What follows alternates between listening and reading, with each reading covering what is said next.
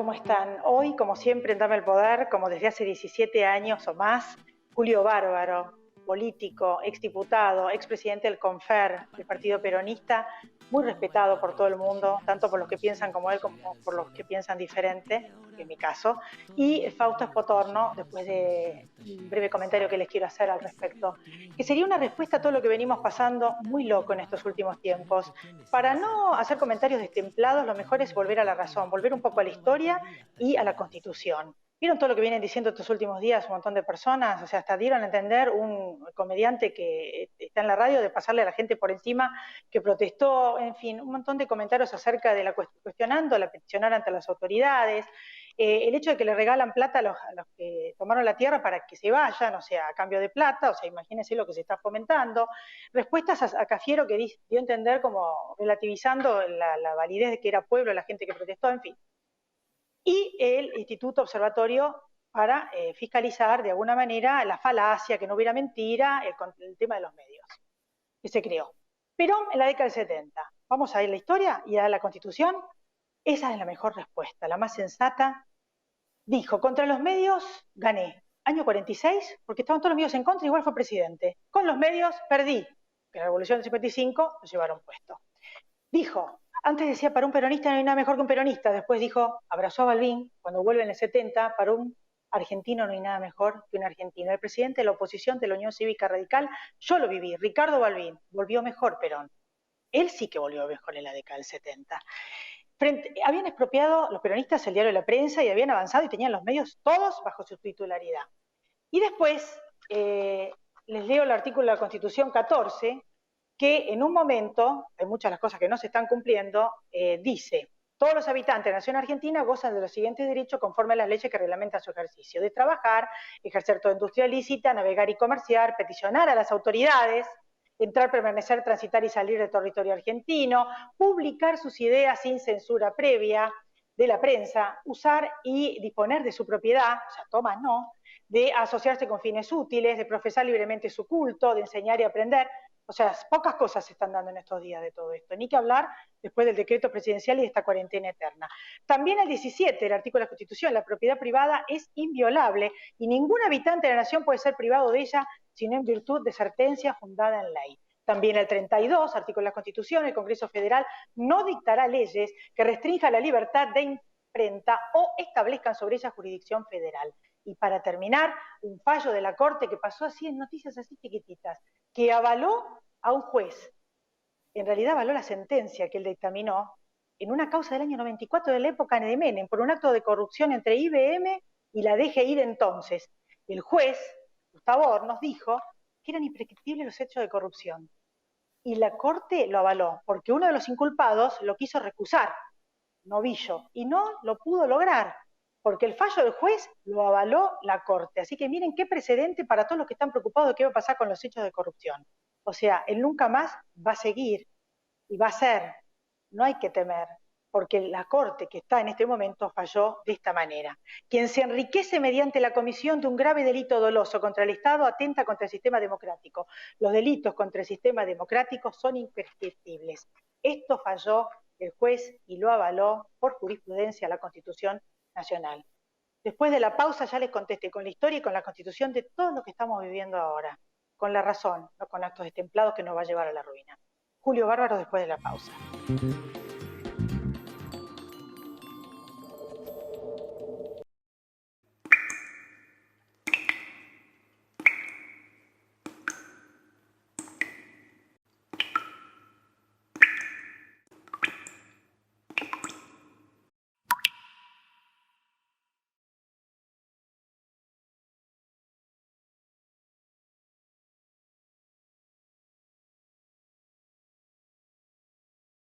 El Plan Detectar está llegando a cada barrio de la ciudad.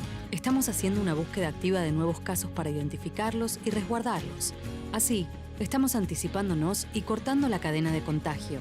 Cuidarte es cuidarnos. Buenos Aires, Ciudad. ¿Qué tal, Julio? ¿Cómo estás? Muy bien, muy bien. Bueno, justamente a partir de vos, peronista, ya se intentó y salió todo mal. Perón volvió mejor. Avancemos y vayamos más adelante.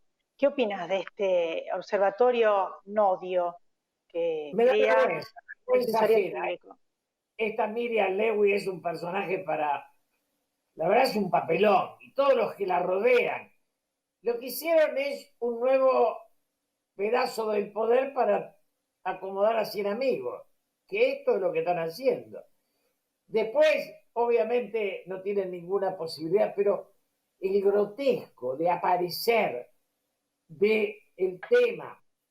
Yo siempre digo, Perón se abraza con Balbín, pero el kirchnerismo hereda a la guerrilla, a la reivindicación que de los desaparecidos hacen las madres y las abuelas, y después queda esta dupla Berbisky-Bonazo, en especial Berbisky, que es un ser oscuro, nefasto, un revolucionario que nunca fue preso, pero que actúa como un provocador.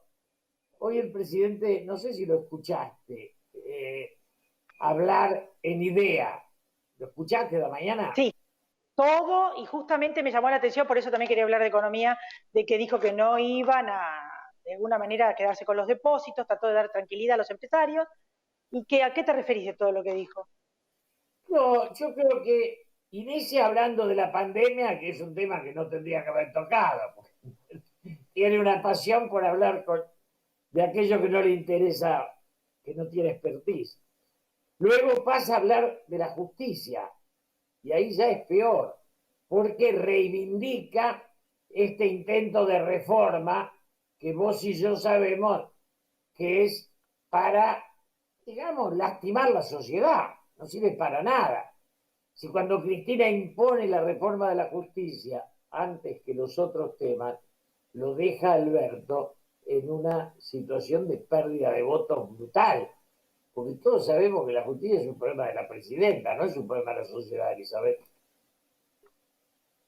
Julio, vos sos la persona ideal para contestarme muchas cosas. De alguna manera, ¿por qué están haciendo todo esto? De cosas que no tienen a veces que ver con el interés de la gente que se está muriendo de hambre. El tema económico es lo que más le preocupa, el futuro, y avanzan sobre otros temas que están fuera de la agenda de la cotidianidad de la gente. Y cuando la gente Porque protesta, levantan la apuesta para pelear más todavía. Néstor Kirchner, digamos, no aportó nada al país. Lo malo, a ver, Elizabeth, yo fui diputado en un país con un 5% de pobres, que debía 6.000 millones de dólares de deuda. Pensá que ese país era fruto del peronismo, del radicalismo, hasta de los golpes de Estado, de Frondizi, de Ilia. Éramos nación, con todo ese proceso. Hace 45 años muere Perón y aparece la decadencia peronista, porque nosotros somos culpables, porque nosotros hicimos un desastre con Sin y con Celestino Rodrigo. Viene la dictadura. Vos tenés claro que la dictadura pasa la deuda de 6.000 millones a 48.000 sin haber hecho nada, absolutamente nada. Ahí estaba Domingo Felipe Cavallo, un traidor a la patria de los que no hay más. Esa destrucción del Estado, después trata Alfonsín de zafar, de arreglar, de hacer un país, y viene el turco Menem en nombre del peronismo y destruye hasta el ferrocarril, ¿sabes? Somos el único país del mundo que destruyó el ferrocarril. Que además, Sí. no es que vinieron inversiones, nosotros regalamos lo que habían hecho nuestros mayores. El gas, la luz, el teléfono, los aeropuertos. Regalamos el juego. Este señor que se mató antes de ayer, Neus, se había quedado con la privatización del espectro radioeléctrico. ¿Te queda claro? Ya iban a privatizar el aire que respiramos. Entonces, en esa destrucción de la Argentina, ¿eh? La sociedad, Sí. sí, Thales Spectrum era la empresa. Bueno, eso La Sociedad Interamericana de Prensa, la Sociedad Interamericana de Prensa lamenta y dice que vamos camino a que se pueda cortar la libertad de expresión y de prensa. ¿Vos crees que puede pasar eso? En el sueño de estos imbéciles está, cuando vos ves Canal C5N, vos te tomás te hace mal al estómago, tenés que tomar una pastilla digestiva antes. Lo ves al gato silvestre, vos te das cuenta que la teoría de ellos es que ellos son el progreso y nosotros el atraso. Que nosotros somos la derecha, ¿viste? Se ve que siempre todo lo que pasa es la derecha. Ahora, los ricos son ellos. Yo no vivo en Puerto Madero, Elizabeth. O sea, ellos son una izquierda en Puerto Madero y yo soy una derecha. Me toman de tonto, ¿o no? Digamos. Bueno, vos sos un peronista que privilegió el prestigio por el enriquecimiento y por la plata, por encima de eso. De los prestigios, poder y riqueza, esas tres baluartes, paradigmas de los que hablaba Max Weber, vos elegiste el prestigio. Es evidente que la mayoría de los peronistas de ahora eligieron la riqueza y encima mala vida, muchos de ellos. Me llama la atención poner un dato, la dirigencia política. Los amiguitos de Macri fueron igualitos, fueron réplicas. ¿Sí? Acá la dirigencia política. Lo que sabemos de cómo se roba, sabemos quiénes son los que roban, y si nos sentamos a ver quiénes no robaron nunca, nos quedamos con los dedos de la mano, Sí. Yo digo siempre lo mismo, y conocí a muchos. Pero realmente yo lo que me pregunto es, justamente yo hablaba el tema del fallo de la Corte tan importante, porque yo pido que haya justicia para todos, para izquierda y para derecha, para el gobierno que se fue y para el otro anterior, el kirchnerismo y el macrismo. O sea, la idea es que no haya impunidad, porque esto de que quede todo en la nada, como parece pinta que quieren hacer, o que haya un pacto entre los dos partidos, es peligroso para la República. ¿Qué opinas de esto? ¿Viste el fallo de la Corte? Ciertas jurisprudencias son imprescriptibles, es como un nunca más. Pueden pasar 20 años y hacer lo que quieran, pero esto está, y se va a hacer justicia, dijo la Corte. La Corte nos devolvió a vos y a mí, y a una sociedad, la idea de que la República existe. No cayó en manos de estos seres oscuros y nefastos, como Leopoldo Moró, como todos estos bichos que dicen que hay que hacer una corte nueva, ¿viste? Hay que hacer una... Nos salvó la corte estuvo digna y nos devolvió la posibilidad de ser república. Ahora, Macri, ayer aparece Macri y Cristina. Elizabeth, para creer en Macri o creer en Cristina, pues la Argentina tuvo grandes hombres, tiene intelectuales, tiene pensadores, son, digamos, Cristina para mí fue mi amiga, pero es un desastre. Y Macri es un papelón. Sale ayer a decir el payaso que el problema lo tuvo Monzó y Frigerio. Es un payaso importante. El padre decía que no le había salido inteligente el hijo. Tenía razón Franco. Ya que yo hablé con Macri, me cansé de hablar con Macri. La cabeza le da hasta Durán Barba, hasta el teñido.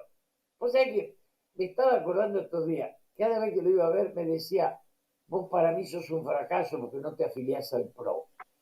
Y yo le contestaba a Mauricio, yo quiero apoyarte desde el peronismo, no desde el PRO.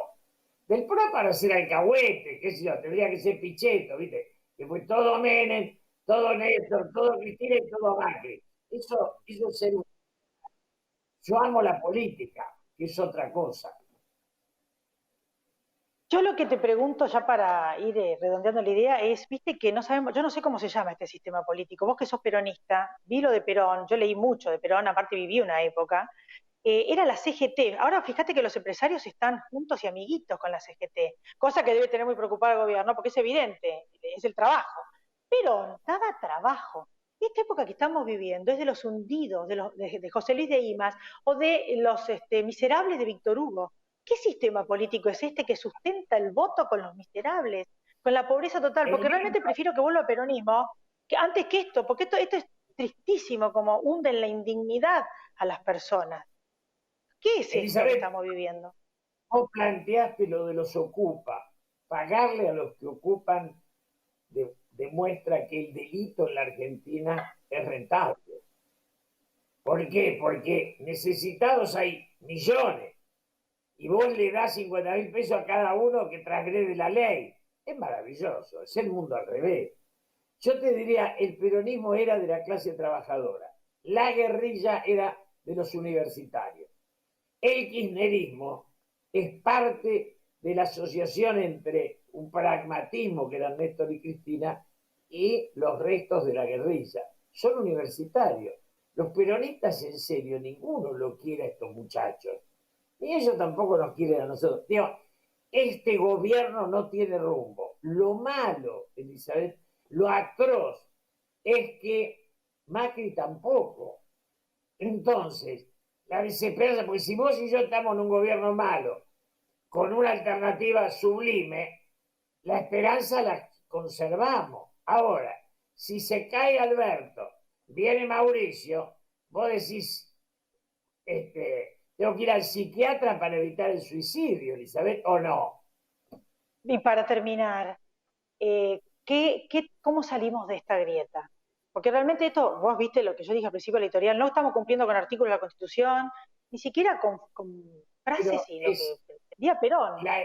Tenemos que salir de esto. Salir de la grieta es grandeza. Es un político capaz de comprender. Hoy Alberto dio medio discurso de paz. El otro dijo la verdad es mía. Si el discurso en serio es yo soy parte de una realidad en la cual vos pensás distinto pero también integrás. Somos adversarios, no enemigos. Primero somos argentinos, después peronistas, radicales, liberales o conservadores. Ahora, eso del primero somos argentinos es una concepción patriótica. Cuando se deja de ser patria, como se dejó con Martínez de Oz, con el turco Menem y mucho con Néstor, pensá que Néstor vendió YPF y Oscar Parrilli fue el miembro informante de esa traición a la patria. Es decir, para volver a la unidad nacional tenemos que volver a ser patriotas. Cuando lo que nos une sea la Argentina, volveremos a ser una vocación de nación. Hoy somos colonia. Como era antes. Bueno, yo te agradezco, no sé si nos podemos ir a la pausa, le pregunto a los chicos que están en el estudio. Yo te agradezco muchísimo, Julio, realmente espero que te escuchen, porque sos peronista, fuiste diputado en la época de Menem, secretario, mejor dicho, diputado antes, secretario de Cultura de Menem y presidente del CONFER en el kirchnerismo, una voz muy lúcida, donde lo que buscaste fue el prestigio. Uno puede estar o no de acuerdo con vos en un montón de las cosas, incluso de algunas que por ahí dijiste, mucha gente es macrista, que tiene su núcleo duro también, pero hay que escucharte. Te agradezco muchísimo y te vuelvo a invitar. La derecha merece algo más lúcido que Mauricio. Un beso grande, Elizabeth. Gracias, gracias. Después de la pausa vamos a hablar de economía con Fausto Espotor.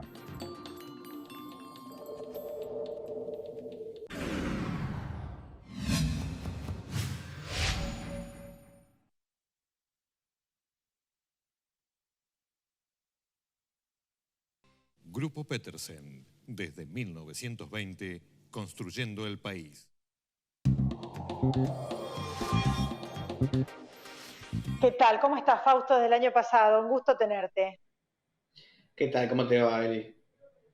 Bien, bueno, ¿qué opinas de la charla que dio el presidente en el coloquio de IDEA, que tuvo una actitud amigable con los empresarios, aseguró que no se iban a quedar con los dólares de la gente?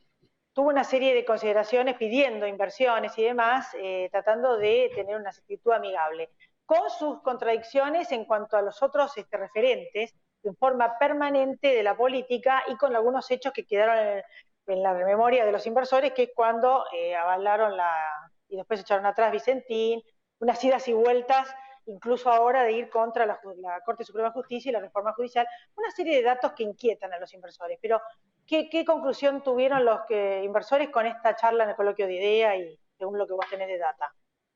Bueno, a ver, en primer lugar, es valorable que el presidente vaya al coloquio de IDEA, acordate que el kirchnerismo eso no lo hacía, y generaba una desconexión con el sector empresario muy grande. Es muy valorable que el gobierno trate de acercarse al sector empresario. Ahora, en los hechos, en realidad no está siendo muy amigable con el sector empresario. Más allá de tratar de sostenerlo por el lado de las ATP, te encontrás con el tema Vicentín, que fue un intento para chuparse una empresa, básicamente, para afanarse una empresa. En segundo lugar, tenés esta medida que impidió el pago de deuda externa por parte de las empresas, porque no les permiten acceder al mercado de cambios para pagar deuda externa, lo cual obviamente revienta el sistema de pago de las empresas, restricciones a las importaciones para importar insumos, porque es lo que básicamente importa Argentina, y un montón de problemas, cepo cambiarios, o sea, eso significa que no puedes girar dividendos, bueno, un montón de problemas que obviamente no atraen a ningún inversor. Primer punto, con cepo cambiario no hay inversiones, más allá de lo que pueda, de las ganancias en pesos que se puedan generar localmente, pero las ganancias en pesos que se pueden generar localmente son mínimas si venís de una recesión infernal. Excepto algún sector que haya tenido alguna ventaja, ¿quién gana plata en Argentina hoy? Muy poquito que gane plata. Y eso por ahí es lo único que se va a invertir. ¿Y quiénes son los sectores que pueden invertir? Bueno, el campo puede ser que invierta poco porque siempre invierte. Y alguna empresa de electrónico, de Mercado Libre, puede ser que invierta algo. No sé a quién más le podría decir que esté invirtiendo cosas. A la lista de cosas que le pegaron susto a la gente fue el decreto de declarar esencial todo el tema energético, con lo que vamos a necesitar Exactamente.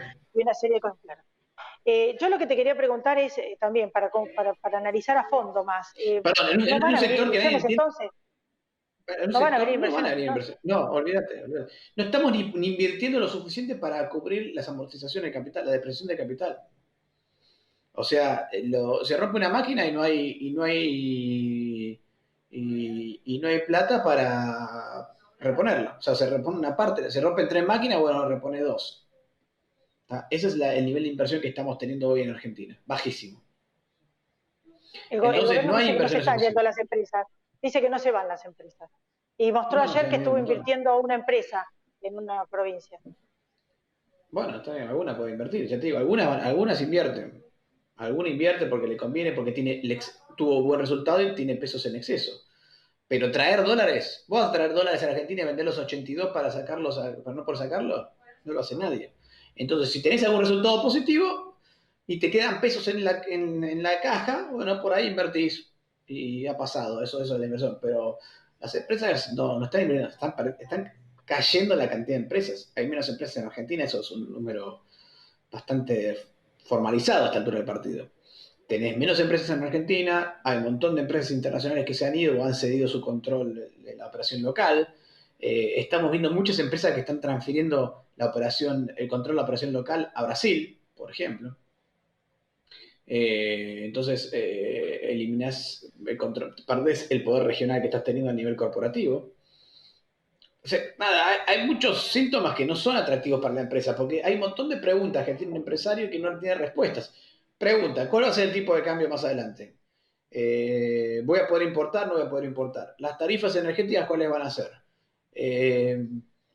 ¿Cuál va a ser la inflación? ¿Qué van a hacer para parar la inflación? ¿Cómo voy a hacer para contratar gente? Bueno, todas las preguntas no tienen solución. Bueno, ya dieron a entender que no van a hacer reforma laboral, el Fondo Monetario dijo que no lo iba a exigir, dijo el presidente que no iban a devaluar, pero Goldman Sachs no es optimista, la consultora, por el déficit que están haciendo para paliar este enorme gasto de la pandemia, va a seguir siendo con emisión.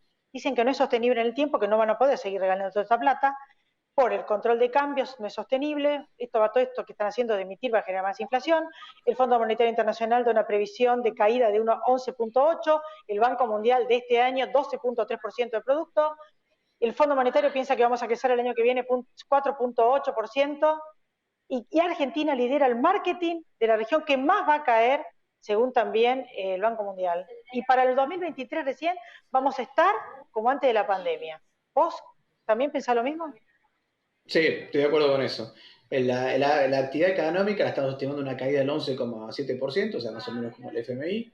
El año que viene va a haber un rebote, pero pensamos que la inflación va a superar el 50% el año que viene, porque tenés tanta emisión monetaria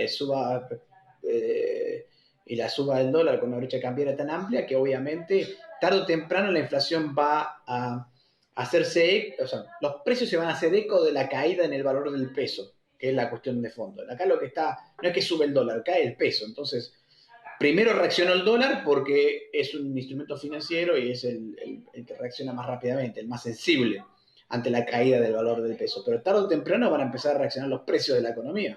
Ya los precios mayoristas empezaron a mostrar algo de eso. Entonces, vas a tener más inflación, probablemente algún rebote en la actividad económica. No sé cómo vas a solucionar el tema del empleo, eso me preocupa muchísimo. Por eso me preocupa que no haya una idea de hacer una reforma laboral como para mejorar la captura de desempleados. ¿Qué va a hacer? El número serio, si uno mirase bien los números de desempleo que se publicaron, el desempleo en Argentina está en el 29-30%, porque se perdieron cuatro. Sí. Me quedan pocos minutos, pero quiero que le digas si alguien te escucha del gobierno, sos un prestigiosísimo economista, de una consultora prestigiosísima. El gobierno le quedan 3 años por delante, en medio de este desastre de la cuarentena, más que de la pandemia, que fue tan larga. ¿Cómo arreglan esto? Porque son los mismos los que van a estar, no se van a ir. Lo hecho está. Y hay que esperar el periodo político que termine. ¿Qué tiene que cambiar todo el gabinete? ¿Qué es lo que pueden hacer para que vengan las inversiones? Porque lo que falta es confianza. ¿Y qué le espera al pueblo si no lo hacen? Decime esas dos cosas en uno. Primer punto, ¿qué es lo que debería hacer? Yo creo que tiene que concentrar el poder de decisión de política económica en un ministerio con seniority creíble para los mercados y con independencia política, o sea, que no esté atado a la alianza política, que pongan un ministro de un gobierno, sino que un ministerio de Economía con independencia suficiente como para tomar medidas. En esas medidas tenés que sacar un plan económico, un nuevo presupuesto creíble, con una inflación razonable, que sea esperable, un déficit fiscal más pequeño, por lo menos de la mitad de lo que está planteando Guzmán, con algún ajuste fiscal, para estar el año que viene en 2 puntos de déficit primario, no más, un programa monetario que incluya una salida del cepo en el corto plazo, acá 4 o 5 meses salir del cepo, o menos, a enero salir del cepo. Probablemente para eso en el medio tengas que desdoblar el tipo de cambio, tenés que desdoblar el tipo de cambio como instrumento intermedio.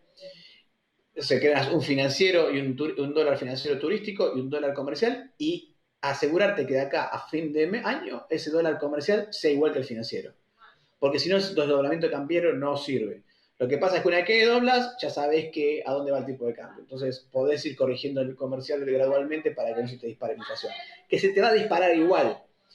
Lo que pasa es que ya que se te va a disparar igual, por lo menos que sirva para algo la disparada de la inflación. Salís del cepo, ordenás las cuentas públicas, anunciás un programa de aumento de tarifas como corresponde, y mejor que un programa de tarifas, un nuevo marco regulatorio para el tema tarifario, internet, comunicaciones, etcétera, un nuevo marco tarifario para electricidad y gas y transporte, y finalmente una reforma laboral. Y si no haces eso, por ahí llegás, por ahí lográs, en el mejor escenario, lográs estabilizar la pérdida de reservas.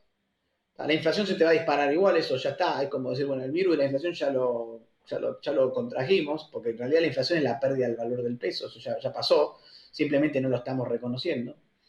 Se te va a disparar la inflación, pero la actividad económica va a rebotar el año que viene, el desempleo va a ser una constante por los próximos años, o sea, vamos a volver a tasas de desempleo altas, y a algún momento vaya a hacer un ajuste más grave, con una nueva recesión, pero vas a recuperar con suerte los niveles de actividad económica prepandemia después de que termine el gobierno.